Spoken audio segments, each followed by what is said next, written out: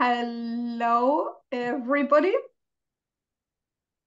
Here we are in the new calendar year of 2024 with another episode of our Seed People Spotlight, where I introduce you to some of the amazing people and all kinds of functions that are associated with the Turning of the Ages Mystery School. And today, I have really the absolute personal privilege, and I would love to chat with her forever, but we are a bit time limited today, to have here with me the wonderful Marianna Voulgaris. Welcome, Marianna. Thank you. I am so honored and happy to be here with you. It's amazing. We had like a 2-minute preliminary now before we started the recording. I actually learned that Marianna is not even called Marianna. She's called Marianna.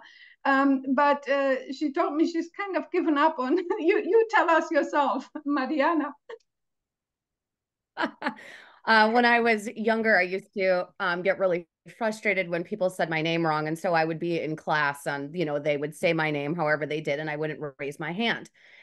And so, they would say, why didn't you raise your hand for attendance? And I said, because you didn't say my name. And it started becoming more of like a battle in my life. So I've completely let it go. And my name has taken different shapes and forms in different circles. And I've kind of just let it go because it's still my name, right? It's just how you're reading it. But yeah, the pronunciation is Marianna. So I only tell people when they ask. Okay, thank you.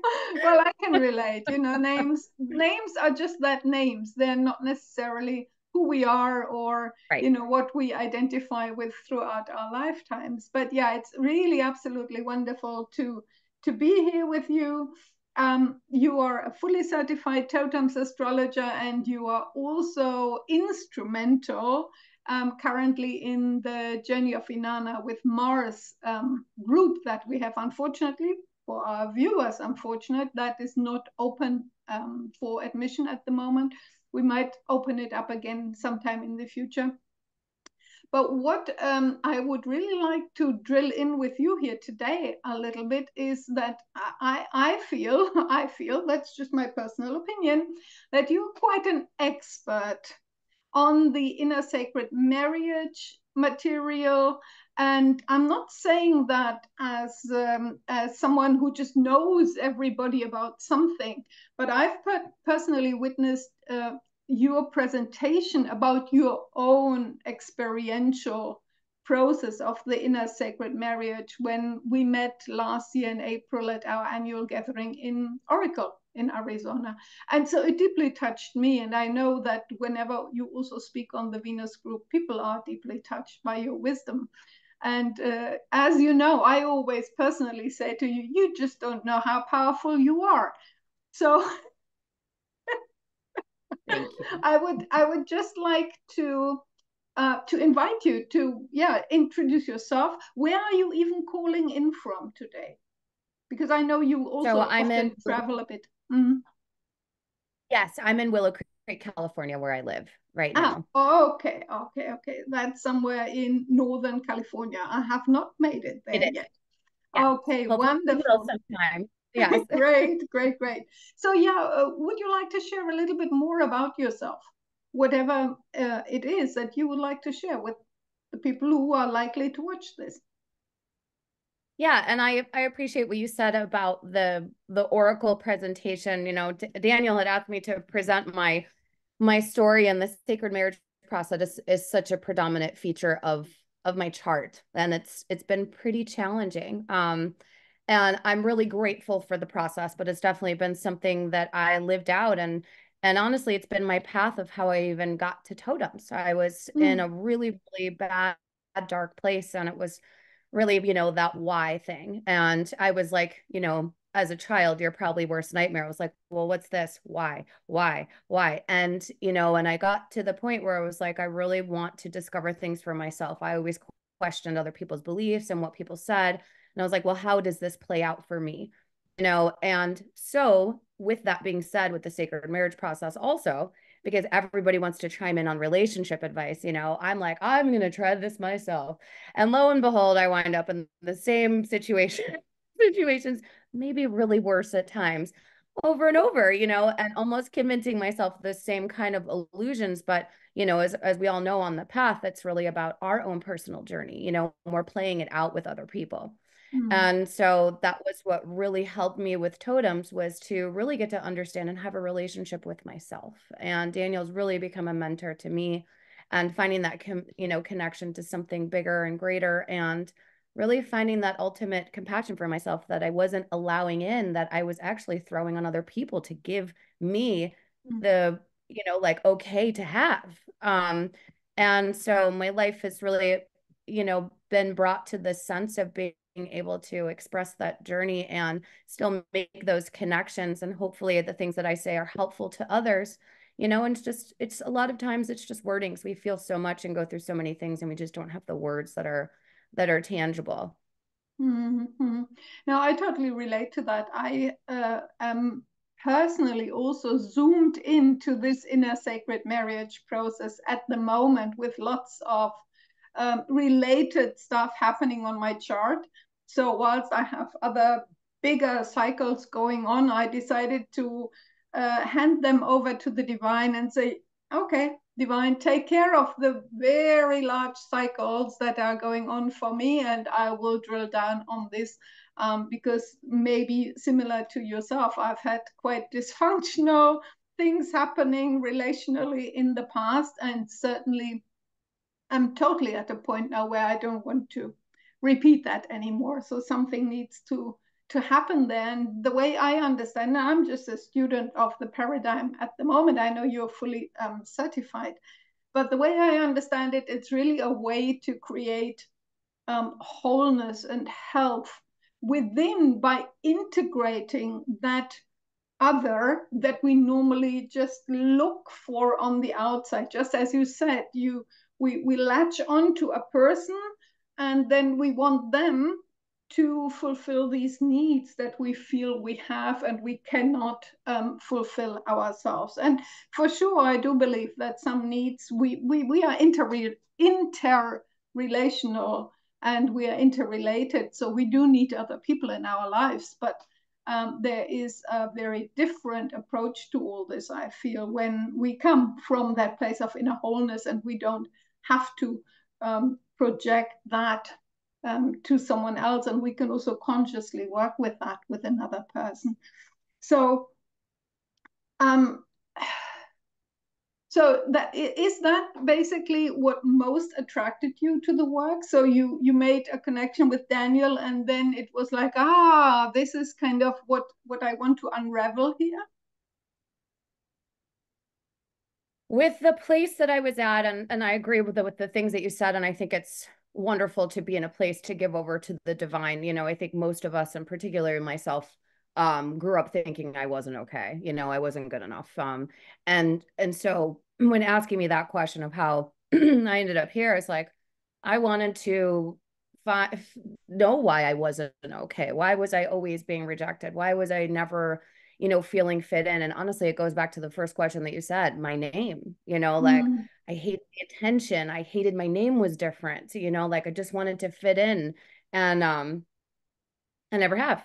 And so going through this journey, you know, I mean, and to be more than honest, and I'll try and say it without crying, but it's like Daniel and this school has made me feel okay with myself, like to be okay, to be unique, to be myself, and allow myself to, you know, have love and be free to be me. And so that was really why I had dove in, was like, what is wrong with me? You know, and I'm getting this from all sides. Being a mother, you know, work wise, relationships, the relationship I have with myself. I mean, it's like overspilling, you know, and what I was saying before, you know, every step along the way is so necessary for us. Most of it's unconscious. We've literally never done anything wrong. And that's the sacred marriage process, is we're already whole.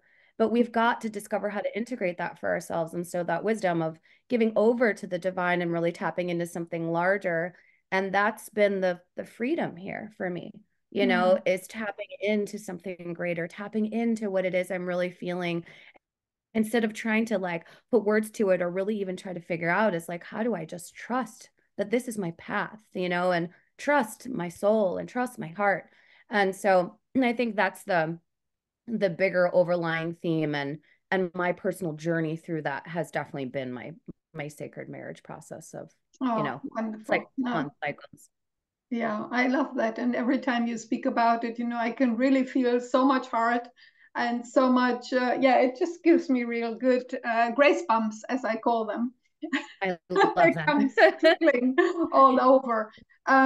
So obviously I'll link below this video once I upload it to a bit of information about the inner sacred marriage process, and also to the entire course 3 that we have in the school, which is about relationships and synastry and all those kind of things, but mainly focusing also on the inner sacred marriage process. So it's a whole course, and I'm just right in the middle of it at the moment, and I can only highly recommend it. It's probably also the one course, apart from our basics course, that can easiest be taken on its own without the entire other context. You know, someone could read the handbook, for instance, and then have enough of an understanding to really drill in there and get this. I don't follow many spiritual whatever teachers out there anymore these days, but whatever comes my way, and also from my personal experience, I really feel that the relational field is so much at the forefront of this, what we now call the turning of the ages at the moment. You know, we just need to learn to relate better in all ways, not only in our primary personal intimate relationships, but also when it comes to teams, when it comes to vertical relationships, like in, you know, student teacher.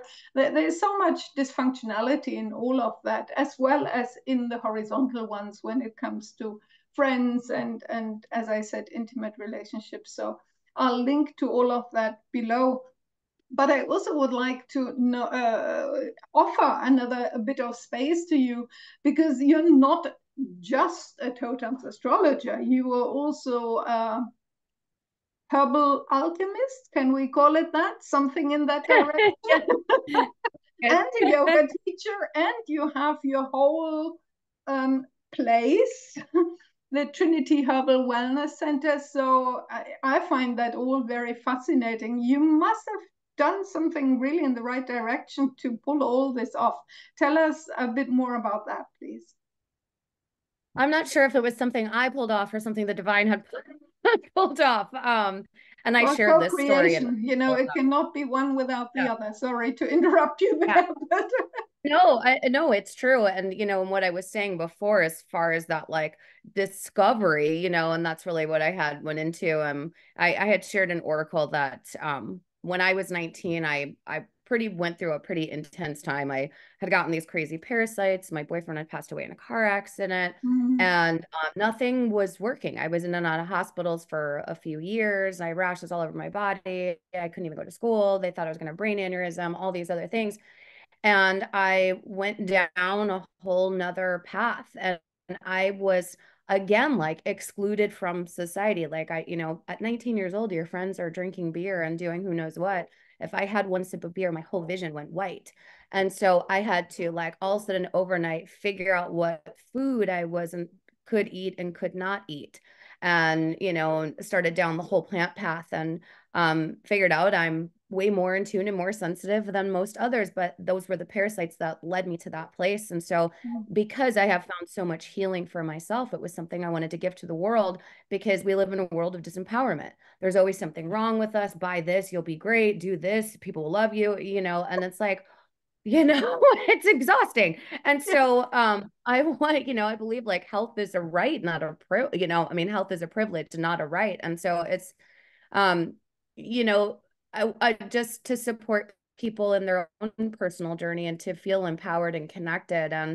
And for me, through everything that I shared, I found that connection through the earth and the plants, because I started to have a relationship spiritually, you know, because to have parasites, have something like that, it was a degradation of my spirit, not just my body, but there was a big surrender on that car accident. And during that time, you know, I had to give over to something greater. At 19, you think you know everything, you know? And so I was lighting candles and I was sitting under the stars, and it, you know, began this whole journey of why is it that every plant doesn't want to be another plant and they're okay to completely compost and I'm not. And, you know, and it opened up a whole nother avenue for me that, you know, really fit into my life. And then from there was the birthing of my shop, and I've got a big farm, and yes, I'm a yoga teacher and a personal trainer. But maybe I could try and label it as to be the psychopomp to well-being. You know, as I interweave all these things together, because it's just about what works for us. And I think that's what wisdom is just what works, but really integrating and harboring our own stories. It's not about looking at someone else and why don't we have that. It's really utilizing and understand what gifts we have and the path that we've been on. And, you know, I believe we're so disconnected from where we came from and from the land. And we talked about in the panel, you know, we don't even know what we're grieving. So a lot of times we don't even know what we're feeling or if it's even ours. And so this has been, you know, the longer, biggest inquiry for me is how to get connected, how to be in this resonance and this frequency with where we are in the turning of the ages. You know, everything is shifting. And the more that we hang on is just another resistance. And so it's like, you know, and that's what my presentation was on the panel is how do we give over this personality and everything we've been taught and really surrender to the divine, that we are love, we are that light, but we've got to be able to choose that, to actively participate in. You know, it's like we are completely unconscious that we are unconscious. And it's a path to even to realize that, you know. So yeah, that's Yeah, a I little bit find that about fascinating what you're sharing there. For me, it was almost exactly the opposite experience, right? I've, as a Pisces rising, so I have like a natural faith in the divine, let's say, and huge trust, almost unshakable. For the longest time, I was not aware of it even, but it was like, yeah, no, everything is always going to work out just fine. But in the same vein, I also felt that I was not enough, right? That and so it was for me like almost I couldn't let life in, you know. The resistance was to not allow this life that as a Pisces rising I found quite abrasive, and then the vulnerability of the body and those kind of things, you know, which are huge for me or have been huge for me. I could not allow myself to surrender to that, to the reality of the 3D world, basically. So it's very interesting that, you know, it doesn't matter which way round our story is woven, but when we come to this specific material and this paradigm here, we can all derive value from it. Isn't that incredible?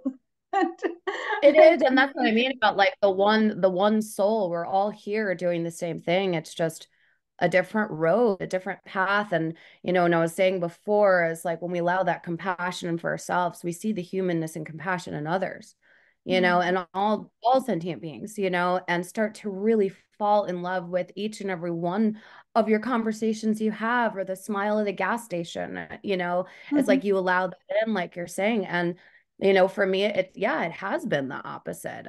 And but we're all headed to this same place, and here we are, right, together here having this conversation about it. And so it's really just wonderful to be able to share and know that we've always been whole, we've always been perfect, and we've had to figure out who we are and who we aren't, and that's a journey. Yeah, I love also what you said, the title you gave yourself, the Psychopomp to well-being, right? No, I really love that because, again, you know, personally, I'm very, very sensitive to all these incoming CMEs, solar flares, plasma waves, whatever is coming from the greater cosmos, and right now streaming in, especially from galactic center. So this can literally knock me out at times when it's strong. You know, we've had this massive X5 solar flare on New Year's Eve, actually. So that did knock me out for a little bit. But I also, when you say Psychopomp to wellness, I think that it's almost compulsory and an imperative at the moment that we really nurture our well-being, especially also our physical health and well-being at this time, so that we can integrate as much and as deeply and completely as possible of these new energies. Some call it light codes. That's how I experience and kind of see it, not with those eyes, but with those eyes, coming in. And so it's quite incredible that you have developed this very acute skill to utilize and work with, not utilize, be with, and befriend the plants and work with them in that way. So I really want you to tell us even more about that, because I mean that's one of your roles in the journey of Inanna as well. You do that together with Shiva, that you weave in all your plant wisdom. And also, again, for me personally, you brought a certain plant medicine to our event in at Faywood Hot Springs, and for the eclipse, and that was shared amongst the entire group. And girl, I felt the difference. I almost wanted to say, oh boy, but there's no boy here. So yeah, no, sister. That really had a big impact on me. It was heart opening. I could feel it, and as I say, I am sensitive to these things. So yeah, how are you working with the plants? How is that? Well, it's interesting because and I've said this a million times, and I've probably said this in many videos, I'm sure at this point, and I say this in every single class I teach, that it's, plants have mastered this dimension. They've been here for thousands of years before us, and they chose to be here with us, as guides. They stand in their gifts. If we could learn to stand in our gifts and be amongst one another and share, we live in a giant forest. Yeah, there's roads and trees and stuff, but we're still part of the forest. That we could open up to the communication of the mycelium and be able to bring nutrients to things that need them. And, the only thing that's different between our blood and chlorophyll is the iron and magnesium in the center of it, and we search for light, we reach for light, and we are part of these cycles all together. And so I believe in this time, and I'll just bring this in because I love I don't know if you've ever listened to Jim Self from Mastering Alchemy, but he talks about as we're moving into this time and this age, we can't bring all of this baggage with us, and so we had that Pluto-Saturn conjunction in 2020, and obviously all these other events, but we know what happened after that was this major shift. But everything had to come to the surface. And so this new light that we're talking about that's coming in, they're calling it this new color clear. And I love that. So we can actually see our backpack, what baggage we're holding. And I just thought it was such a brilliant way to kind of see that, because I see the plants as guides to help us unpack those backpacks, and really hold and nourish, really nourish with compassion and love what those things are in our backpacks. We don't even know half the crap that's in there. It's maybe some of it's not even ours, but we've held it. Children hold things for us as mothers. And, we've done the same thing for our moms, and that's been going on for a long time. And we do it for the earth, and we do it for our, furry friends and all those kinds of things. And so, and sometimes we aren't even in our own backpack. Yes. True. Or as in my case, I say, give me yours, I can carry 10. Well, exactly. That's what I mean, and we're holding all this stuff. And so I think part of that integration is really allowing things to come forward, but also honoring these plants are holding these gifts and seeing that we are good enough and we are whole and we have all of these allies around us all the time. And I've been talking a lot about recently, we are in such a different place as human beings, and we're opening up to different states of consciousness. Well, so are the plants. And so my thing with the Venus cycle and what I've been doing as far as with plants right now is that I'm like, drop the books. Yeah, it's cool to read something, if you want to know what it does on the body, but drop the books, because they're taking on a different consciousness, just like we are. So sit with them, call their name, like there's so much beyond our two eyes. It's all about energy. It's all about resonance. And so what is your teaching, and then it's been interesting. I've been asking before bed, or a plant comes to me, I feel like I've been in herb class in my sleep, and I'm like coming up with all these, different radical ways to work with things and trying them all on myself first, because that's what I do. But, Yeah. Noticing the subtle shifts, because everything is subtle. It's the subtle body. We're opening up into this different place, but it's the willingness of the active participation to view those backpacks, and to be able to come into this sense of well-being, like you were saying. And so when I say the Psychopomp for well-being, is like, I guess, trying to open up these alternate avenues in these other dimensions of the cosmos and the plants and our higher heart and our higher mind, and step into these places, not that I'm a master of it whatsoever. I am very human and very much trying, but, to have, I want to say, to be on that journey together, to support one another, but to at least open up that space that it's available. Yeah. Yeah, let's just sit with that for a moment. That is just powerful. I worked in a similar way with crystals some years back. It was also the same. Drop the books, just be with them, and how does that work within me? How does it affect me, and how can I possibly assist others by making suggestions in those directions, right? It's not that we make prescriptions, but suggestions, right? Yeah, maybe this, as you say, you use it first on yourself. So did I. And then, well, this is how it worked with me, within me. So, possibly it can work similarly with someone else as well. That's great. And if people want to find you for either an astrology reading or plant medicine or whatever else it is that you're doing, where would they have to go? So my website is trinityherbalsandwellnesscenter.com, and I've got a whole page of different consultations I do. So I do energetic plant medicine readings, I do shamanic astrology readings, and what I offer in there also too as an add-on is an energetic plant tincture that I've been creating for people. So we'll do a reading and then we'll dive into where you're at, what energies you're working with, and I actually create a sacred space on my own. And I put some plants out on the natal chart and do a ceremony, and I create energetic plant medicine just like I did in Oracle, or I'm sorry, in Feywood Hot Springs. And so I personalize it for people so they can use along their journey. And that's an option. And then, I don't know if I mentioned, I do the herbal consultations, but then I do a lot of things with the moon. I've got a moon group that we follow all 8 phases of the moon and incorporate the tarot cards. I also incorporate plants in there, but it's really personalized. Everybody has their own chart and I walk people through it, but it's really, again, just a space. It's even a space for me to be heard, and to really have that be okay. Honestly, that speech that I did in Oracle changed my life to be heard. I cried. I was seen, and then doing the panel, I went back and listened to my own presentation and made some choices about my life. I heard it from another way. And so it's been really beautiful to be able to speak and be heard, but that is how people can find me. And I do, private yoga sessions on different personal training and different things on there too. But there is a whole shop on there, for just bulk herbs, spices, tinctures, essential oils, all kinds of stuff.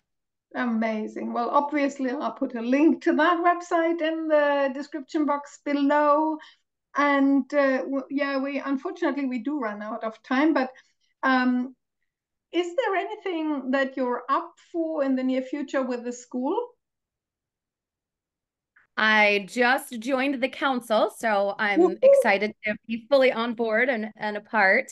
And as far as I'm really looking forward to contributing and being a part of the growth of everything, and really being able to share all of our journeys together and to create something that's supportive and beneficial for all of us.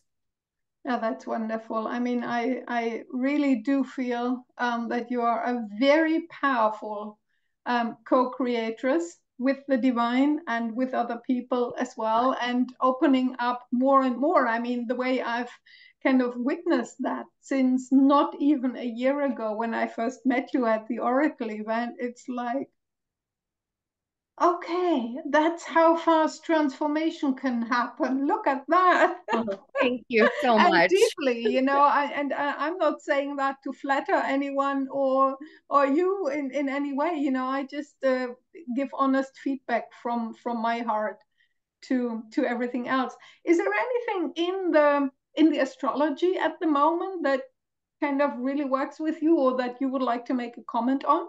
Just maybe also as a little piece of wisdom for others who might be watching this.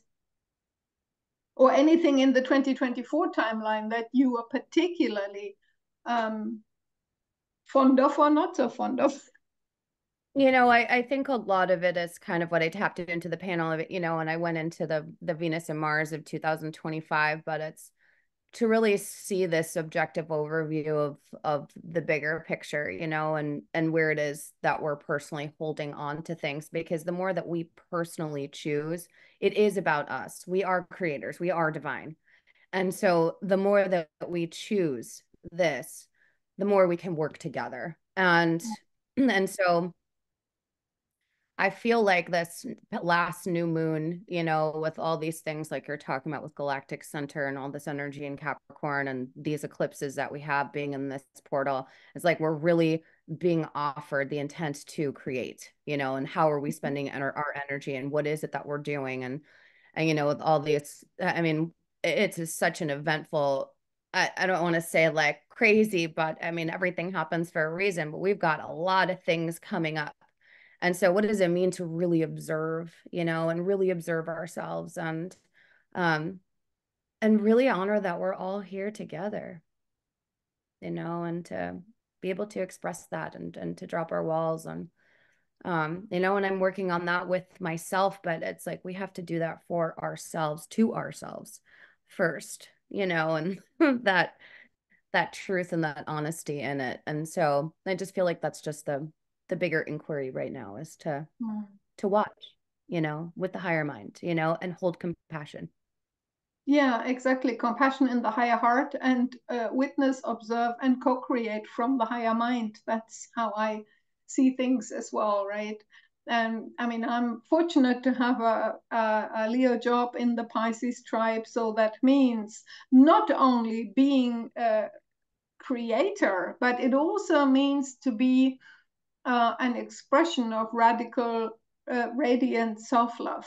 And that obviously for a Pisces type can be the greatest challenges, and has been the greatest challenge for me in my life, because I self-abnegate, you know, I completely drop everything that's about me and go over into the other person's life and try to fix that, try to help, try to heal, you know, try to at least offer an outstretched hand, even if it is not being taken. But that always, you know, externalizes my own energy a lot. So to come into this place of deeper self-love, which is very much the same as what you say, just simply the space of well-being, because we cannot, you know, call our inner space a space of well-being if it is not literally radiating with that type of self-love. Yeah, I So mean, with that, change the world unless we are able to do that for ourselves. yes, exactly. For as Can't do it long with as ourselves. any of us still comes from the mistaken notion that any kind of self-love or self-focus even has something to do with selfishness, Right. then we don't make progress. If we come from that place of self-love and say, it is my first and foremost responsibility and creation to polish my own diamond, you know, or as you say, to unpack the backpack, you know, unpack the baggage and look, actually be willing to look at what's in there, even if we don't like, and especially if we don't like what we see. Yeah. Okay. Oh, I would love to chat on with you, Marianna. It's an absolute pleasure and delight. And I'm so grateful that you also on with the council of the school. So, and I hope people will then therefore see even more of you in the future, and I will see even more of you in the future, and very soon. So thank you for joining me here today and sharing so wonderfully, deeply from your heart. My absolute gratitude to you. Thank you. Thank you for asking me to be a part. It's really been my honor. Take care, and thank you to everybody who is watching this. Bye for now.